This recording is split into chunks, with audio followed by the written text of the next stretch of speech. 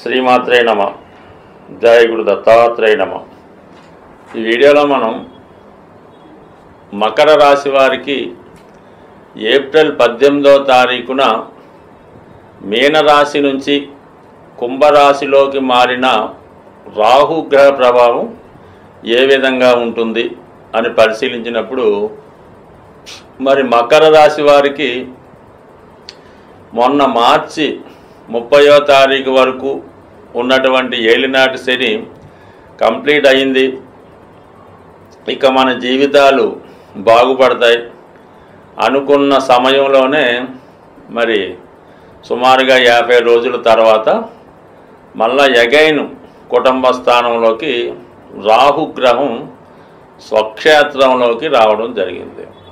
అయితే మళ్ళా ఒక 18 నెలల పాటు ఈ కుటుంబ ఆర్థిక సంబంధించిన విషయాల్లో ఒక విధమైనటువంటి అసంతృప్తి ఉండే అవకాశం ఉన్నది. అయితే రాహు శనంత మంచివాడు కాదు. శని చాలా సున్నితంగా మంచి ఉంటే మంచి న్యాయాన్ని, చెడు ఉంటే చెడుగాను ప్రవర్తించి జాతకుణ్ణి ఒక మంచి మార్గంలో ఒక క్రమశిక్షణతో తీర్చిదిద్దే ప్రయత్నం చేస్తూ ఉంటాడు.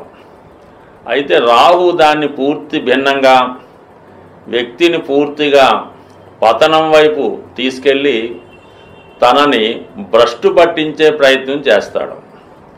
తనలో ఉన్నటువంటి స్వభావాన్ని, తన యొక్క అలవాట్లని కంప్లీట్గా బయటపెట్టి జాతకుణ్ణి ఒక అవమానానికో ఒక పతనానికో దారి తీసే విధంగా ప్రయత్నం చేయడం జరుగుతుంది. అంటే మొత్తం మీద రాహు ఇప్పుడు మీ కుటుంబంలో వ్యక్తుల్ని, వ్యక్తిగతంగా మిమ్మల్ని ఒక విధమైనటువంటి భ్రష్టు పట్టించే ప్రయత్నం చేస్తూ ఉంటాడు. అతి కష్టంతో, అతి క్రమశిక్షణతో మీరు పోరాడితేనే ప్రస్తుతం ఉన్నటువంటి ఈ కుటుంబ పరిస్థితులు, ఈ క్లిష్టమైనటువంటి ఆర్థిక పరమైనటువంటి కుటుంబ సమస్యల నుంచి బయటపడే అవకాశం ఉంటుంది. మీరు ఏమాత్రం బలహీనతకు లోనై ఏదో విధంగా టెంప్ట్ అయితే మాత్రం కంప్లీట్గా మిమ్మల్ని రాహు తన ఆధీనంలోకి తీసుకొని మిమ్మల్ని సంపూర్ణంగా భ్రష్టు పట్టే విధంగా తయారు చేసే అవకాశం ఉన్నది. అంటే నిజాయితీగా, న్యాయంగా ఉన్న మిమ్మల్ని అనెతికిలుగా, ఒక అన్యాయవాదిగా, ఒక లంచగొండిగా, ఒక వ్యసనపరుడుగా మార్చే అవకాశం ఎక్కువగా ఈ రాహు చేసే ప్రయత్నం మాట.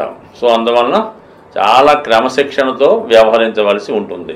ఇప్పుడు మరి 2వ స్థానంలోకి వచ్చినటువంటి రాహు కుటుంబ సభ్యుల మధ్య అభిప్రాయ భేదాల్ని సృష్టించడం జరుగుతూ ఉంటుంది. ఇప్పటి వరకు మీ యొక్క అదుపాజ్ఞంలో ఉన్నటువంటి మీ కుటుంబ సభ్యులు ఒకేసారి వారి యొక్క ఆదాయం పెరగడం వల్ల, హోదా పెరగడం వల్ల, ఏదో వారికి కలిసి రావడం వల్ల మిమ్మల్ని నుంచి ఏదో విధంగా మీ తప్పు చూపించి కుటుంబం నుంచి, కుటుంబ బాధ్యతల నుంచి దూరం అయ్యే విధంగా వారి యొక్క ప్రవర్తన మీకు చాలా ఆశ్చర్యాన్ని కలిగించే అవకాశం ఉంది. అంటే ఇంతకాలం మనం పెంచి పోషించినటువంటి వీళ్ళే ఈ విధంగా వచ్చారా అన్నటువంటిది మీ యొక్క మనోవేదనకి కారణం అవుతూ ఉంటుంది. దానికి తగ్గట్టుగా మీ కుటుంబ సభ్యులు కానీ ఇతరుల యొక్క జోక్యం మీ కుటుంబ విషయాల్లో కలగజేసుకొని మరి వాళ్ళు మీ కుటుంబ విచ్ఛిన్నానికి కూడా కారణం అవుతూ ఉంటారు. అంటే ఎవరో ఒకరు ఏదో రూపంలో మీ కుటుంబంలో ఎంటర్ అయి మీ యొక్క ఈ స్వచ్ఛమైనటువంటి కుటుంబాన్ని విడదీసే ప్రయత్నం చేయడం కానీ, కుటుంబంలో ఏదో ఒక మచ్చ చూపించి దాన్ని పెద్దది చేసి మీ యొక్క కుటుంబ ప్రతిష్టకు భంగం కలిగించే విధంగా జరిగే అవకాశం ఉంది. తదుకు అనుగుణంగానే మీ యొక్క కుటుంబ సభ్యుల ప్రవర్తన మీకు ఇబ్బంది కలిగిస్తుంటుంది. ఒక్కొక్కరి అభిప్రాయం ఒక్కొక్కలా ఉంటుంది. ఒకరికొకరికి కోయిన్సైడ్ అయితే అవ్వదు. ఒకరి యొక్క లోపాలని ఒకరు ఎత్తిపుచ్చుకొని మొత్తం ఇబ్బంది పడే అవకాశం ఉన్నది. ఇక 2లో ఉన్నటువంటి రాహు అష్టమాన్ని వీక్షించడం అన్నది కొద్ది వరకు మీరు మీ కుటుంబ రహస్యాలు ఏదో విధంగా బయటపడి మీ యొక్క రహస్య సంపాదన ఏదైనా సీక్రెట్గా మెయింటైన్ చేస్తుంటే అవి బయటపడడం వల్ల కూడా కొన్ని ఇబ్బందులకి కారణమయ్యే అవకాశం ఉంది. ముఖ్యంగా 2, 6, 10 స్థానాల్ని వీక్షిస్తుంటాడు. ఇక్కడ 6వ స్థానం అన్నది చాలా వరకు సర్వీస్ ఓరియంటెడ్ కాబట్టి కొంతవరకు మరి అది మీలో ఉన్నటువంటి బలహీనతలు చెప్తూ ఉంటుంది. మీ పైన ఏమైనా సమస్యలు, కోర్టు సమస్యలు, అపవాదులు ఏవైనా ఉంటే అవి కొంతవరకు మీకు ఫేవర్గా మారే అవకాశం ఉంది. దాని తర్వాత ఏంటంటే కొత్తగా శత్రువులు లాంటివి ఏర్పడడం జరుగుతుంటుంది. శత్రువులు అంటే ఏం కాదు, కొద్దిగా ఏదో ఒక అలవాటుకి మీరు లోన్ అవ్వడం జరిగే అవకాశం ఉంది. అది సంపాదనలో అక్రమార్జన ఉండొచ్చు, మీ యొక్క అలవాట్లో ఆలోచనలో అక్రమం కూడా ఉండే అవకాశం ఉంది. కొంతమందికి దీర్ఘకాలికంగా మీకున్నటువంటి ఏదైనా ఒక హెల్త్ ప్రాబ్లం అది బయటికి రావడం జరిగే అవకాశం ఉంది. కొన్ని సందర్భాల్లో మీరు ఒక హెల్త్ ప్రాబ్లంతో ఇబ్బంది పడుతుంటే వేరే హెల్త్ ప్రాబ్లం బయటకు వచ్చి రాంగ్ మెడికేషన్ కూడా జరగవచ్చు. అంటే ఇప్పుడు 6వ స్థానంలో పాపగ్రహం వీక్షణ మంచిదే, కానీ వక్రించినటువంటి గ్రహాలు ఏం చేస్తాయంటే దాని వ్యతిరేక ఫలితాలు ఇవ్వడం జరుగుతుంటాయి. కాబట్టి ఆరోగ్య విషయంలో చాలా జాగ్రత్తగా వహించవలసి ఉంటుంది. ఎవరికన్నా ధనం ఇచ్చినా తిరిగి వచ్చే అవకాశాలు ఇంచుమించుగా ఉండవు. మనం తీసుకున్నా కూడా దాన్ని తీర్చే పరిస్థితి కూడా కనబడదు. ఇక మరి 10వ స్థానం కాబట్టి వృత్తిపరంగా ఇది కొంత మార్పు రావడం జరుగుతుంది. మీలో ఉన్నటువంటి టెక్నాలజీ పెరగడం వల్ల కేవలం ఇది మీడియా రంగం, టీవీ సినిమా ఇండస్ట్రీ వాళ్ళకి, అలాగే సాఫ్ట్వేర్ రంగం వారికి, పెద్ద పెద్ద యంత్రాలు ఉపయోగిస్తున్న వారికి, ఆటోమొబైల్ రంగం వారికి మీలో ఉన్నటువంటి టెక్నాలజీ పెంచుకొని అలాగే మీ యొక్క వ్యాపార సామ్రాజ్యాన్ని కూడా కొంతవరకు పెంచి కొంతవరకు వృత్తిపరంగా నూతన పోకడలు చేపట్టినప్పటికీ కూడా వచ్చిన ధనం విషయంలో కొంత జాగ్రత్త వహించకపోతే ఆదాయం కన్నా ఖర్చులు పెరిగి చివరికి అది మైనస్గా మారే అవకాశం ఉంది. బట్ ఏదైనా ఉన్న స్థానాన్ని కంపల్సరిగా రాహు పెంచుతాడు. ఒకేసారి మీ యొక్క లైఫ్ స్టైలు, జీవన విధానం పెరుగుతుంది. కొన్ని బలహీనతలకు గురవుతారు. వాటి నుంచి జాగ్రత్తగా తప్పించుకుంటే జీవితం, కుటుంబం బాగుంటుంది. ఏమాత్రం బలహీనపడినా టోటల్గా ఇబ్బంది పడవలసి ఉంటుంది. సాధారణంగా మనిషి జీవితంలో ఆ యొక్క జాతకుణ్ణి అత్యంత ఉన్నత స్థాయికి తీసుకెళ్లాలన్నా, అత్యంత పతనానికి తీసుకెళ్లాలన్నా రాహువే కారణం అవుతూ ఉంటాడు. రాహు ఆశకి కారకుడు. ఏదన్నా ఆశ పడితే అది దక్కేలాగా చేస్తాడు. దాని ద్వారానే ఇబ్బందిని కూడా కలగజేస్తూ ఉంటాడు. సో అందువల్ల రాహుగ్రహం ఏంటంటే పరిహారాలు చేసుకోవడం ద్వారా రాహుని మనకు అనుకూలంగా మార్చుకుంటే కంపల్సరిగా జాతకుడికి ఒక మంచి ఉన్నత స్థానాన్ని, మంచి నేముని, మంచి ఆరోగ్యాన్ని కూడా ఇవ్వడం జరుగుతూ ఉంటుంది. ఏదైనా పూర్వజన్మలో చేసుకున్నటువంటి పాప పుణ్యాల్ని ఈ జన్మలో అనుభవించే విధంగా రాహువు చేయడం జరుగుతూ ఉంటుంది. రాహు ఉన్న స్థానాన్ని బట్టే మనం పూర్వజన్మలో ఏం చేసాం, ఈ జన్మలో ఏం చెయ్యకూడదు అన్న విషయాన్ని జాతకం చూడగానే అర్థమవుతుంది. అనుభవం గల జ్యోతిష్కుడు రాహుని బట్టే తను జాతకుడి యొక్క భవిష్యత్తుని నిర్ణయించడం జరుగుతూ ఉంటుంది. ఉదాహరణకి రాహువు శుక్రగ్రహంతో కలిసి ఉంటే కేవలం స్త్రీల వల్ల, వ్యసనాల వల్ల నష్టపోవడం జరుగుతూ ఉంటుంది. అలాగే కుజుడితో కలిస్తే తన యొక్క అహంకారం వల్ల, తన యొక్క ఓవర్ డామినేషన్ వల్ల నష్టపోవడం జరుగుతుంది. అన్నదమ్ముల వల్ల, బంధువుల వల్ల కూడా పతనానికి కారణం అవుతూ ఉంటుంది. ఇంకా చాలా ఉంటాయి. బట్ దీనికి పరిహారం ఏంటంటే కేవలం కనకదుర్గ అమ్మవారు. అంటే మనం ఈ శక్తి దేవతల్ని ఆరాధించడం వల్ల ప్రాంతాన్ని బట్టి ఉంటుంది. కొన్ని ప్రాంతాల్లో కాళికాదేవి, కొన్ని ప్రాంతాల్లో కనకదుర్గ అమ్మవారు, కొంతమంది ప్రత్యంగర అమ్మవారు. ఈ 10 మహావిద్యలు ఇవన్నీ కూడా రాహుకు సంబంధించినవే. మరి కొంతమంది క్షుద్ర విద్యల ద్వారా రాహుని శాంతింపజేసినప్పుడు కూడా అది మళ్ళీ వేరే విధంగా ఎఫెక్ట్ అయ్యే అవకాశం ఉంది. కాబట్టి అటువంటి వాటికి జోలికి వెళ్లకుండా ఈ సాత్విక దేవతలైనటువంటి ఈ కనకదుర్గ అమ్మవారిని ఆరాధించుకోవడం వల్ల మనకి ఇబ్బంది తొలుగుతుంది.